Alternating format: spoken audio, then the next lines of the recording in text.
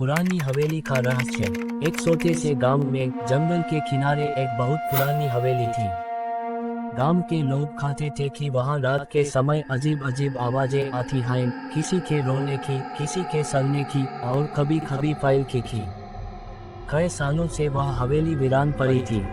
किसी की हिम्मत नहीं होती थी कि वह रात में वहां जाए।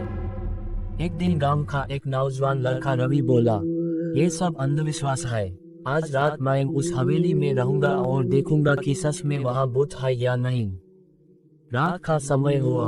आसमान में काले बादल छाए थे और बिजली चमक रही थी। रवि टॉर्च लेकर हवेली पहुंचा। दरवाजा सर सर की आवाज के साथ खुला। अंदर धूल और जाले ही जाले थे। वह एक कमरे में पहुंचा जहां दीवार पर एक पुरानी तस्वीर टंगी थी, एक औरत की जिसने लाल साड़ी पहन रखी थी। उसकी आंखें अंधेरे में भी चमक रही थी।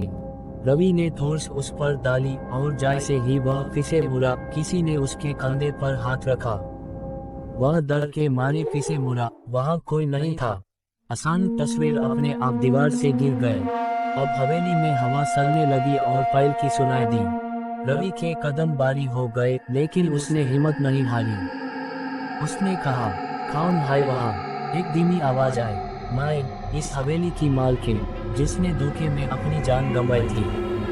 रवि का खून जम गया।